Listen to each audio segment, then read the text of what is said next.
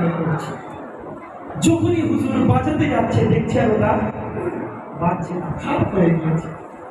হযরত কি করলেন, ওটাকে আবার সারতে আরম্ভ করলেন। সারছে প্রথমবার চেষ্টা করলেন, ফেল। দ্বিতীয়বার ফেল, তৃতীয়বার ফেল।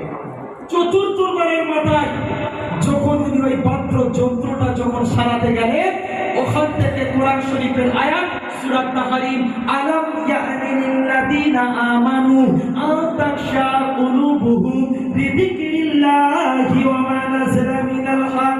ওই পাত্র যন্ত্র থেকে এই কোরআন শরীফের আয়াতটা বেরোতে লাগলেন।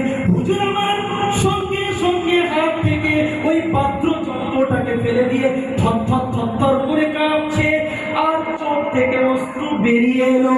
ওই আয়াতটা ওই পাত্র যন্ত্র থেকে বেরোতে লাগলেন, আলাম ইয়ানি লিল্লাযিনা আমানু।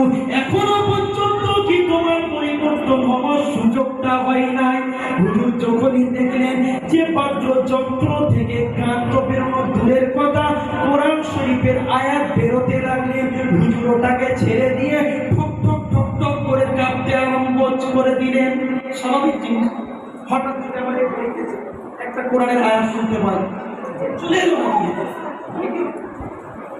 যখনই আয়াতটা তিনি শুনলেন, সঙ্গে